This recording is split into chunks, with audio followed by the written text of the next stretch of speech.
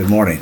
Tommy Morris, Words of the Week Live, February 18th, 2026.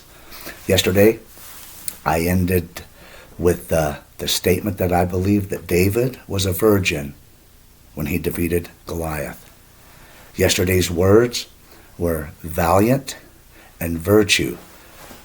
Today, I'm going to add another one to explain how it shows that David was a virgin when he defeated Goliath. His attitude, his innocence, the way he spoke. First off, I'm going to highlight the meaning of valiant. Again, valiant means a force, wealth, virtue, valor, strength is what valiant means. Someone that has virtue.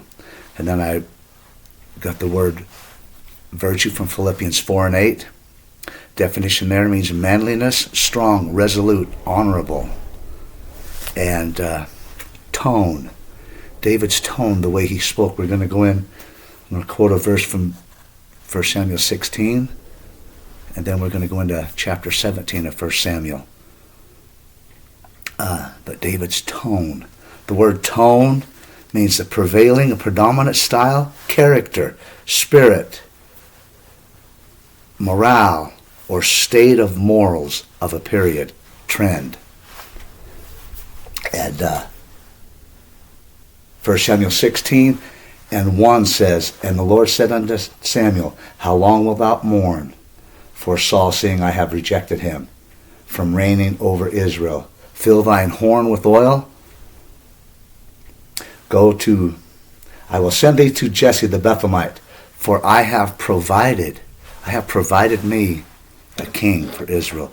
God had provided him a king. I went over this yesterday. Just wanted to highlight it again, recap. This is part 2. That David was singled out by God before he even knew it. And people were talking about his conduct. People were talking about it. Verse 18, Then answered one of the servants and said, Behold, I have seen a son of Jesse, the Bethlehemite, that is cunning and plain, and a mighty valiant man, a man of war, and prudent in matters, and a comely person, and the Lord is with him. The Lord is with him, his conduct, his attitude, the way he behaved himself. Okay, chapter 17. After David is anointed by Samuel, he goes back to his, says here in verse 15, 17 and 15, But David went and returned from Saul to feed his father's sheep at Bethlehem. And it's just such an innocence of, you know what, I'm still under my father's tutelage. Yes, I still have to take care of the sheep. This is my assignment. This is what I do. I don't know what he was thinking. It doesn't say anything, but he might have been thinking, yes, I've been anointed king. Yes, I'm that, but that is down the road. That's not right now. I'm not prepared for that. I've not been clothed for that yet. Yes, it's a start. The ball's been started to roll, but I'm not ready for it. So he goes back out to the sheep and is taking care of them, and that's after he had came back from playing the harp for Saul. He just, as a innocence that he spoke to. But David went and returned from Saul to feed his father's sheep. And then Jesse, his father, said, David, go down to your brothers that are in the battle. And he said, And Jesse said unto David, his son, Take now for thy brethren an ephah of this parched corn and these 10 loaves, and run and come to thy brethren, and carry these 10 cheeses unto the captain of their 1,000, and look how thy brethren fare, and take their pledge. He went down there just to, obedient to what his father had asked him to do. Wasn't acting like he was anointed king. Wasn't acting like he was something that he wasn't. I'm still in training. I'm still following the instructions of my father. I'm doing what I'm told to do. And that innocence really speaks to me throughout this. And then he gets down there.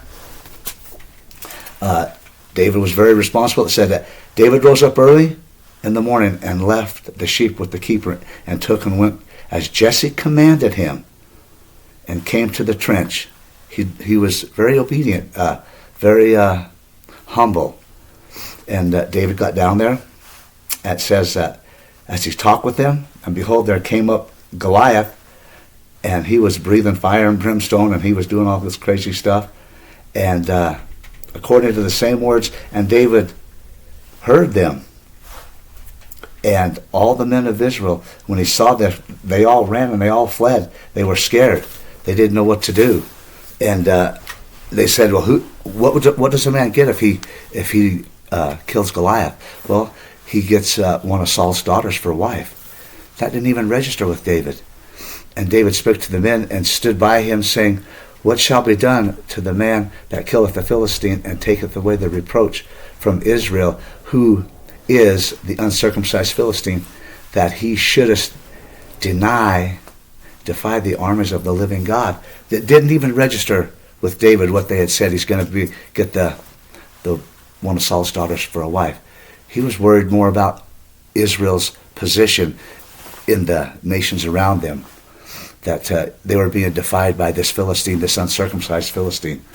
And so he goes on down there and talks to his brother. And his oldest brother, Eliab, eldest brother, heard when he spake unto the men, and Eliab answered, his anger was kindled against David, and said, why camest thou down hither? And with whom hast thou left those few sheep in the wilderness? I know thy pride and the naughtiness of thine heart, for thou art come down that thou might see the battle. His morale, when David's brother said that to David, was he a little jealous of David for being anointed king because he was there? Because Samuel said, bring all the brothers together, bring them all together. And neither one of them, none of them. Where's David? Where's the rest of your boys? So they sent for David. And did Eliab just assume because he was jealous? Oh, your pride and your naughtiness because you're the king. You've been anointed king. His arrogance, his jealousy, and David's morale doesn't change.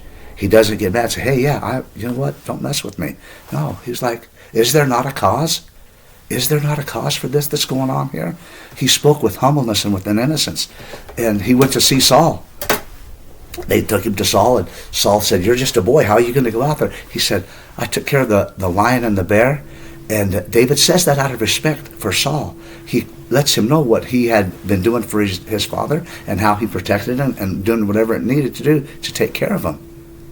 And he was out of respect for the king.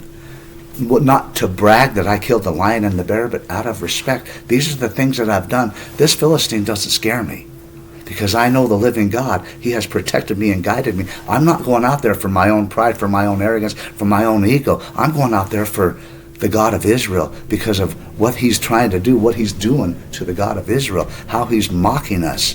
I'm going out there for that. So Saul's looked at me. He's like, whoa. Okay, here's my armor. David said, no, I can't take that. Again, he's not doing it out of arrogance. He's not doing it out of, but he's doing it because I don't know anything about that. This is what I know, is the sling and the stones. This is what I know. So he took what he knew, which he had that hunger in his heart to serve God. He knew the living God had taken care of him. And what this Philistine was doing was not something that was pleasing to God against the Israelites.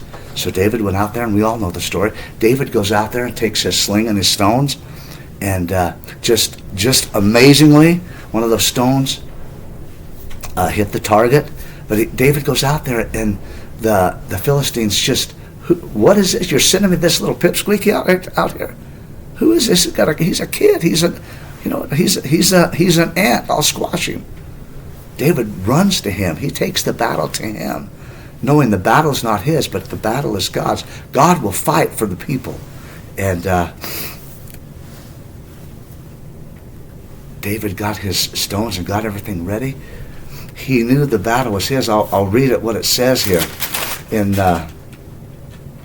1747. And all the assembly shall know that the Lord saved not with sword and spear, for the battle is the Lord, and he will give you into our hands. He will give you, Goliath, into our hands. I'm coming out against you in the faith of Jesus Christ. In the faith, Jesus is the same yesterday, today, and forever. I'm coming out against you in the name of Lord Jesus, and in the name of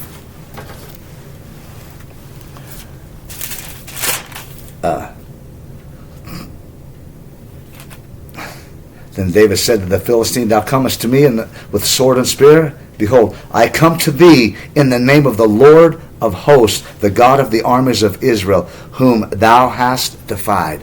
David walked out and said that. And I thank God for that. I thank God for these accounts here. But David's innocence display, he is still a virgin. He is not getting angry with his brother when his brother said your pride and your naughtiness. His morale didn't change. His attitude didn't change. He didn't get angry or indignant. He didn't get indignant with Saul. He just said, hey, this is what I'm doing. This is where I am, and this is what I believe we can do. There's no need for us to run from this guy. So tomorrow I'm going to go over chapter 18. And these are just snapshots, because there's more of an in-depth study, but I just hope that somebody can get a hold of these verses and realize what an example David's been to live for God and not be running around and doing the things that may have been going on around him, because they were surrounded on every side with distractions. In Jesus' name, thank you for this day. Keep us safe. In Jesus' name. Tommy Morris, Words of the Week Live. Armor up. Thank you.